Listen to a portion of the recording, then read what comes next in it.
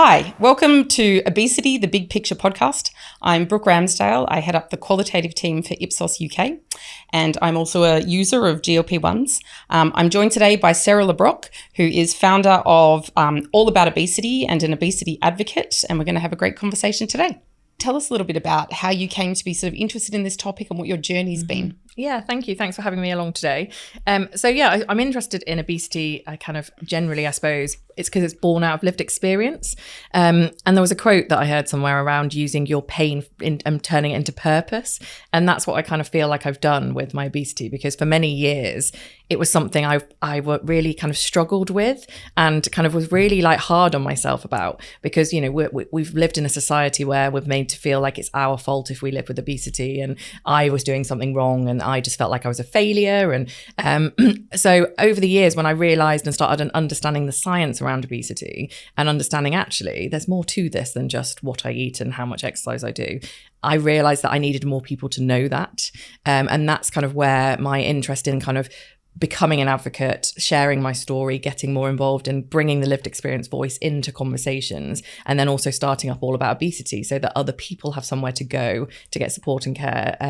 It was all born out of that, really. So that's kind of where I am today and where I've kind of got to. So I've got some stats here. So according to the Ipsos Consumer Monitor, only 36% of US consumers surveyed in our GLP-1 Consumer Monitor believe obesity is a disease. A similar proportion, 35%, believe obesity is a result of bad habits.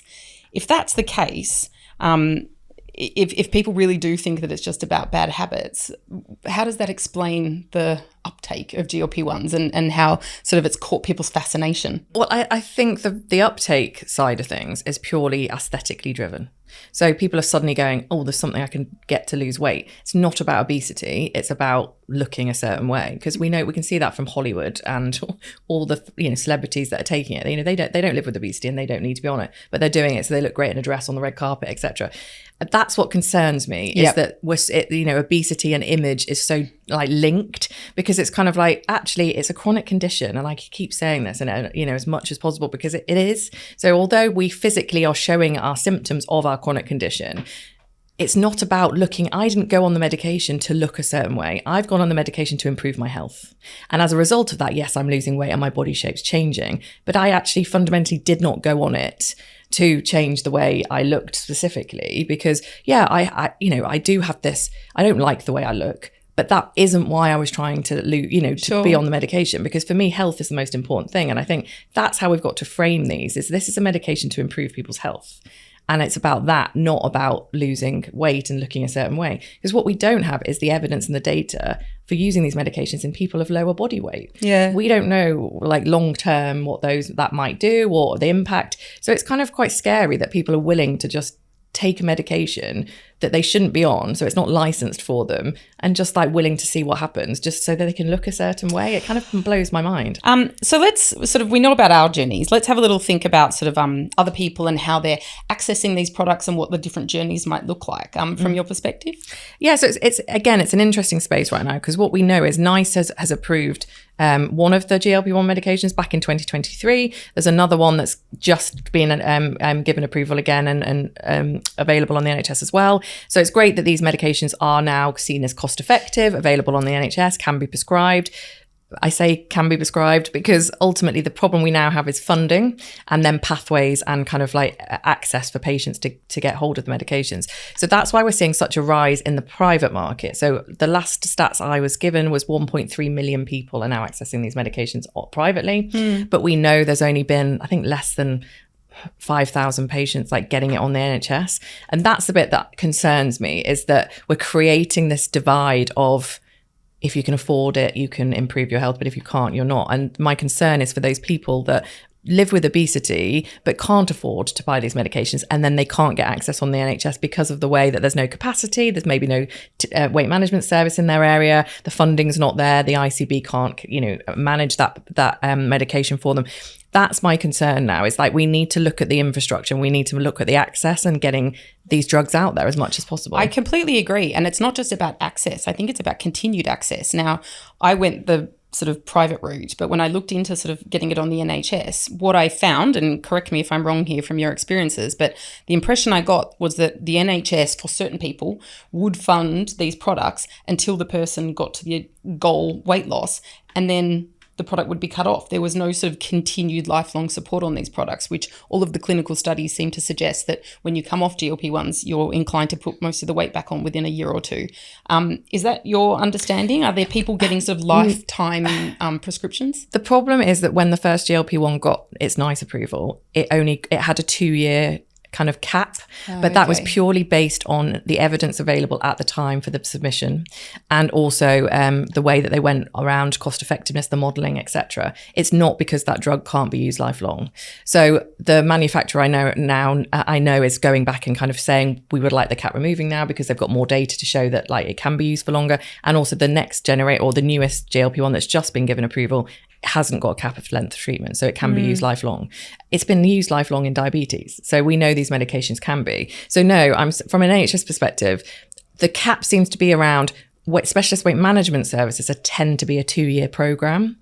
So it's kind of looking at, it's changing everything that's kind of been there before and kind of going, well, actually, they might be in tier 3 or tier 4 or whatever as the specialist weight management plan is, but they might then be on this medication for longer. And it's about, that's what I mean by kind of capacity and kind of setup is it's a new space to be in. So we haven't got a model or a pathway that can particularly works yet, and that's what we need to be looking at is what that pathway looks like. How do we can look after someone lifelong, because it's not a case of just going, right, you're here, because you're not understanding obesity if you do that, because if you take someone off their medication, they will regain weight. It's not they might not, they pretty much will. We know that, it's guaranteed. So why would we ever put your patient through that? Because you're setting them up for failure, which is what I've spent my whole life being set up for failure. So what needs to happen? What should the pharmaceutical companies be doing? What should the NHS be doing? I mean, what do we think should happen in order to sort of help people who are struggling with obesity in gaining these products, in social acceptance? You know, what would you hope for?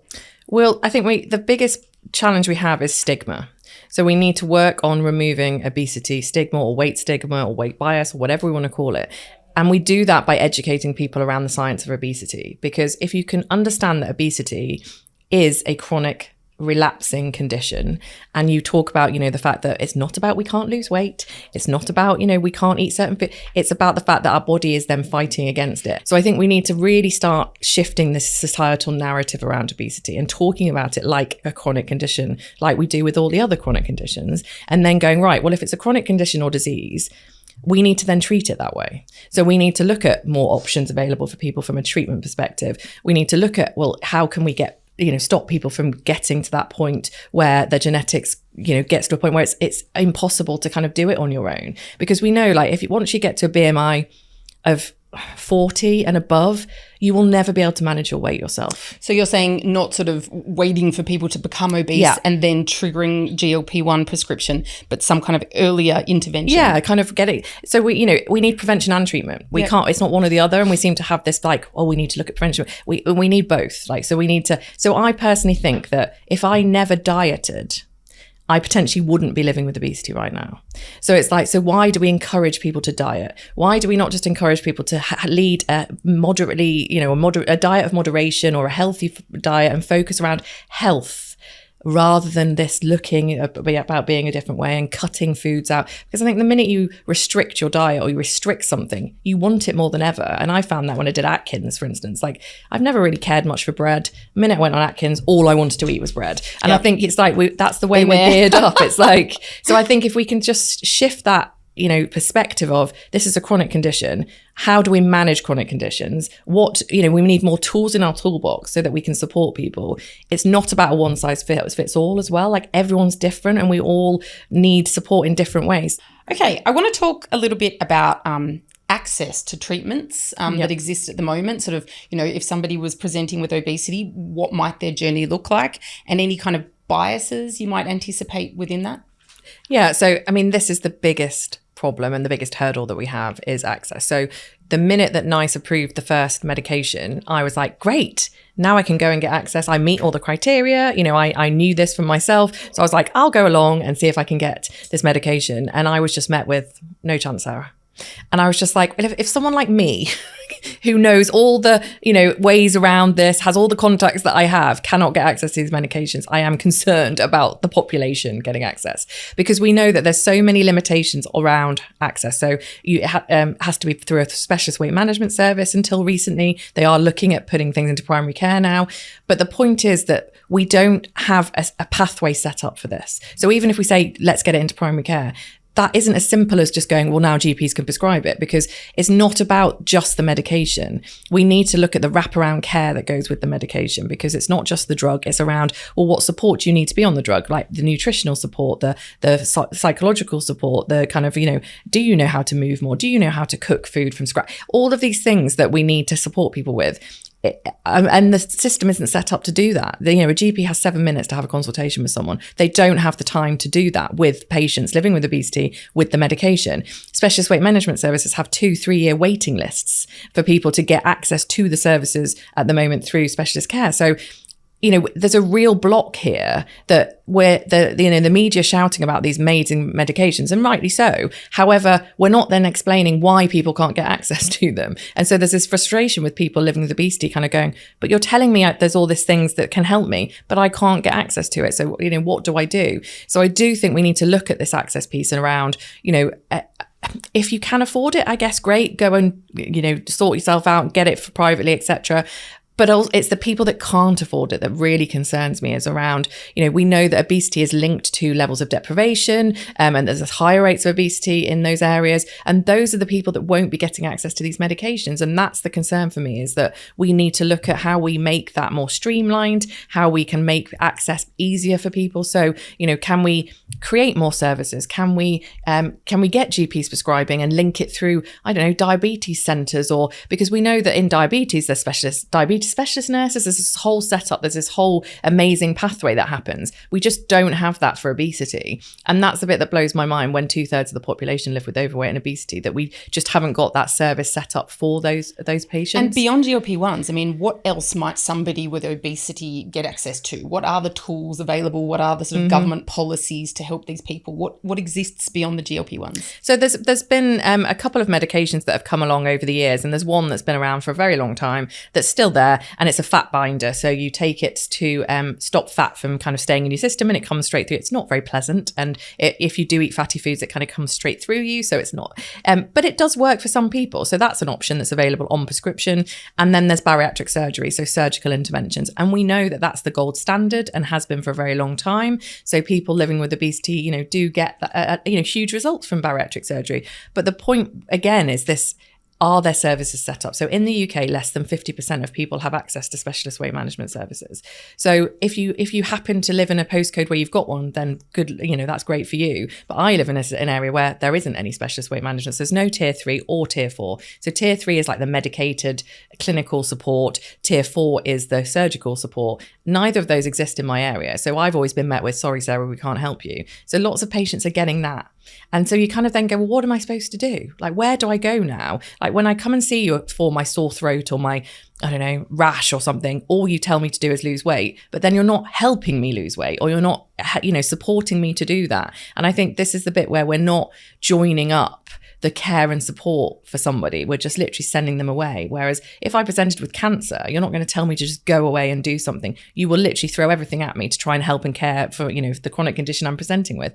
So why are we not doing that for obesity? So we do need to look at the pathway setup, the funding, the way that we're kind of communicating around access, etc. Because GPs are saying, more recently, now that primary care is going to be an avenue that they can start prescribing in, a GP friend of mine was like, this is great, this is going to be amazing. And I said, but fundamentally, you can only prescribe this medication in somebody with a BMI over 40 and 4 comorbidities right now. And that'll be 2 to 3 people in your practice. And they were like, what? And I was like, yeah, that's the reality of the funding variation that's coming out for NICE for the new medication. And it's like, and so you're waiting for 4 comorbidities before you're having this intervention. Exactly. So you're getting to the point where, and so I get it, because they're wanting to treat the sickest people first, because we can't treat everyone, and you've got to stratify it to some extent. But it's just, we've got it so wrong, I think, and we need to look at how we can improve this in a different way. But so access is, I would say, the biggest challenge that we have right now. And access for all, not just the wealthy. Yeah, no, totally. Yeah. And what about the future? Are we going to get to a place where this is about prevention? Do you think the government has a role in supporting some kind of, vaccination against obesity? I mean, what do you think the future holds? I think we're such a way off anything like that. I mean, we can't even have a diagnostic marker to tell you whether you're living with obesity or not. We're going off a flawed measurement of BMI that was created by some... so you're saying even that has biases in it? Yeah, because I think it was used for the insurance industry in the US or something. So there's not really any health kind of support and data around that this BMI means X, Y, and Z. It's just something we've used for such a long time. It's precision medicine. It's looking at everyone as an individual and analysing them. And I think the problem is it all costs money, and we haven't got the time to put everyone through an MRI scanner and all of this kind of thing. But we do need to start looking at, can we look at certain biomarkers that then allow us to say, well, you're at more high risk of X, so we need to treat you at an earlier point than this person, and it's looking at all of that. So I hope we can improve that side of things, and whether that looks at preventative vaccinations in the future, who knows? But I think right now, that's what we've got to start looking at, is kind of, are there any things that we can identify that make someone more high risk than another, and then kind of work with that. And then I think it's looking at the whole systems approach of, looking at the way people live, the types of jobs that they do, the kind of, levels of deprivation, and supporting people to give them the support in those areas that they can, do as much as we can to support ourselves in whatever situation we're in. But it's about giving people that capability to do it. And I think right now we've just kind of gone, you live with obesity, you sort yourself out. And we haven't been supporting people in the ways that we should. So, access to more green spaces, and encouraging children to be more active, and introducing kind of, nutritional work in schools. Well, increasingly people sort of have apps and all sorts of different ways of measuring all sorts of, different health markers and keeping track of their individual... I've got my Aura ring on, for instance.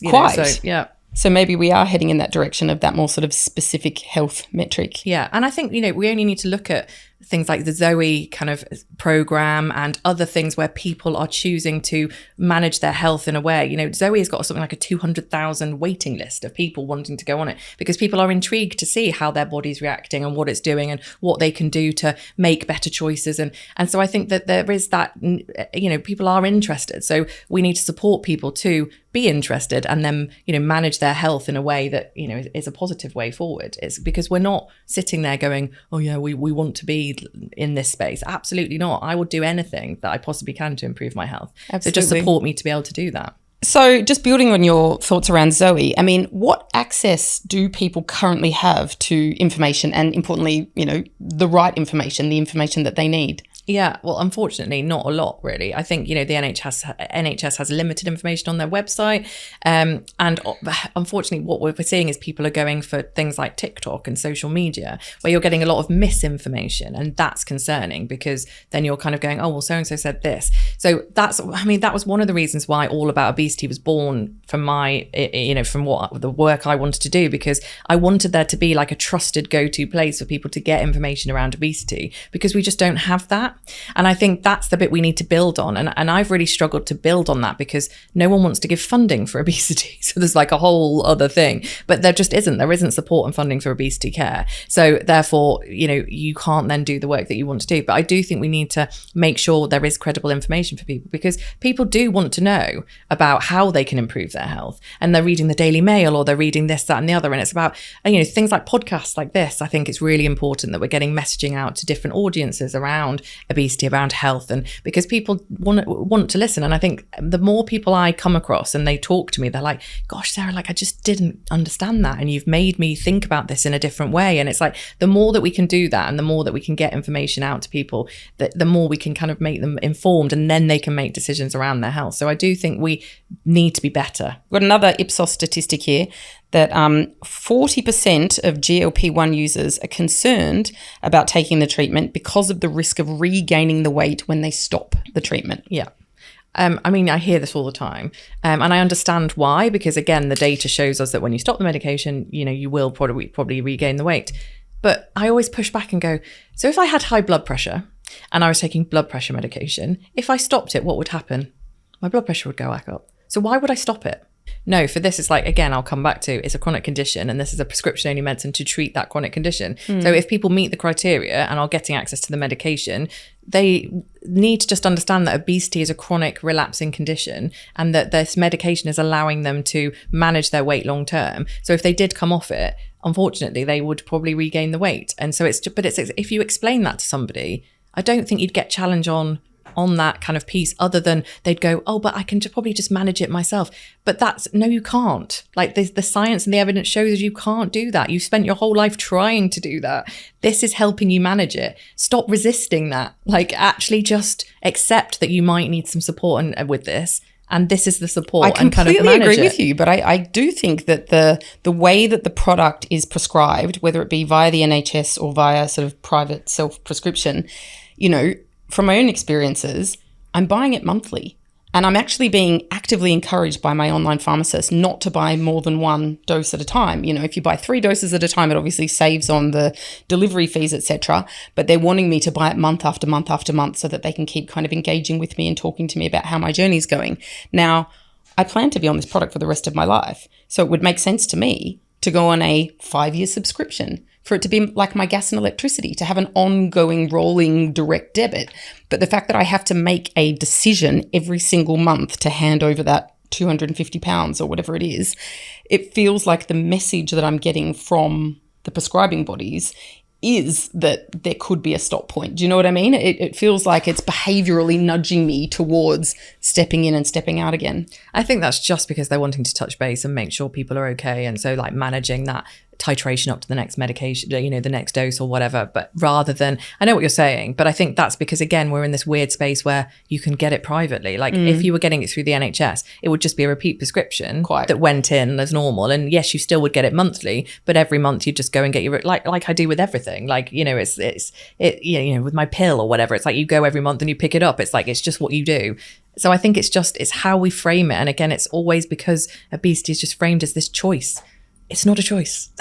I all do say this till I'm blue in the face, but it's not. And we need something to to consider, though. If we do have these 2 avenues to accessing the product, we need to think about both avenues and what that journey looks like. Yeah, totally. The patient journey is really important, and we need to manage the communication around it and the why somebody needs this and the support and care that they need. That is the bit that's fundamentally needs to be there, and there needs to be more regulation on that. Like there needs to be like, this is the mandatory thing that you need to be doing as a basic, and then anything else great, but like you need to be offering the nutritional support, you need to be offering psychological support, you need to be offering these touch points for if there's anything goes wrong, you've got someone you can communicate with, or peer support so you can share your journeys with other people and learn. And because I think when I talk about my journey with obesity, I felt so alone and felt like that I'm going through this on my own for most of my life. And it's like, it's a community, and knowing you're not alone is really important and empowers you to keep going in a way, because it's kind of like you think, oh, I'm not on my own and I can do this and there are things to support me.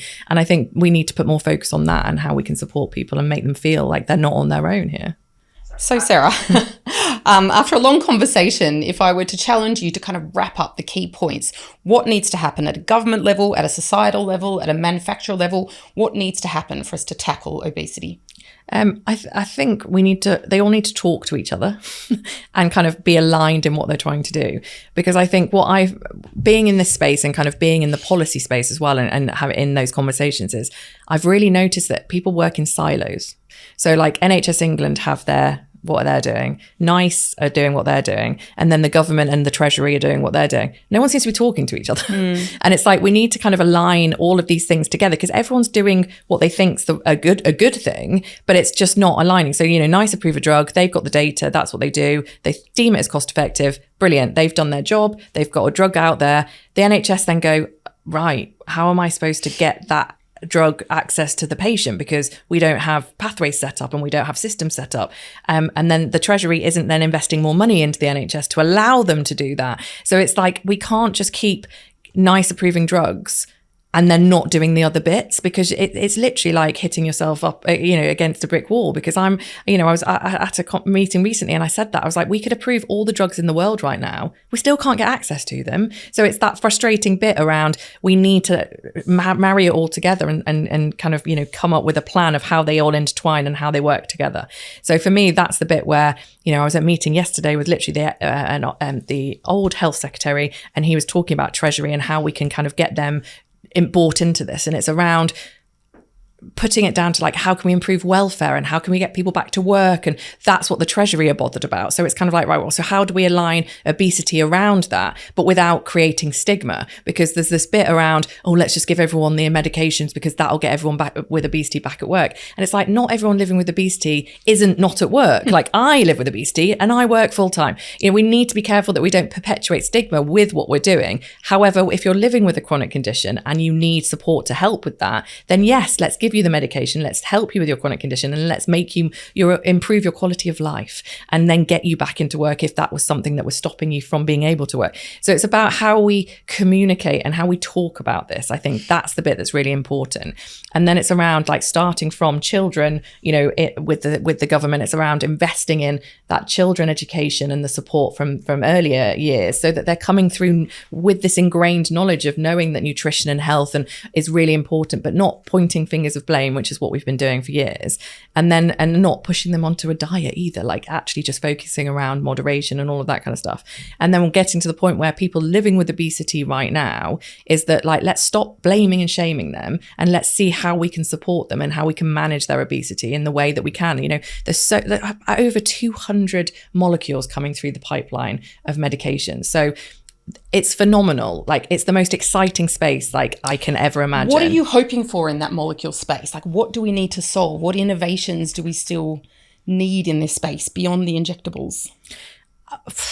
That's a big question. I don't know, because I don't think we don't know what's coming. Obesity's so multi kind of layered, and there's like over, hundreds of genes now being found. There's obviously the gut hormones. There'll be loads of other things that are happening that we just don't know about yet. So it's about, I just think, improving it all the time. And I think, we are doing that. There is lots of innovation happening, but it's about supporting that, getting to market quicker, I guess. It's like, how can we improve that? How can we make sure that we are exploring things? There's some work going on with Innovate UK, that they're looking at how we can help with the government support over here around, more stuff in the UK, and that's great to see. So kind of let's do more of that and just support people to kind of, look at outside the box, think outside the box. Let's see how we can support people and stop thinking it's a, one size fits all, or because we know it's not. So we need to offer solutions that can, be for everybody. So I think that's important around getting the drugs to market, but then supporting how they get out to the patient. And then it's about changing the narrative piece, right? Because it's like, I do a lot of media work, and constantly I get challenged on, but Sarah, someone just needs to eat less or move more. And I just literally sit there and I'm like, like the other day it was about aeroplane seats. So it's like, it's like having a debate around, should people living with obesity pay for 2 seats? And it's like, why are we even having this conversation? Because what other chronic condition would you make somebody like have to pay for their chronic condition? You just wouldn't do it in the same way. So why are we making out that this is a choice?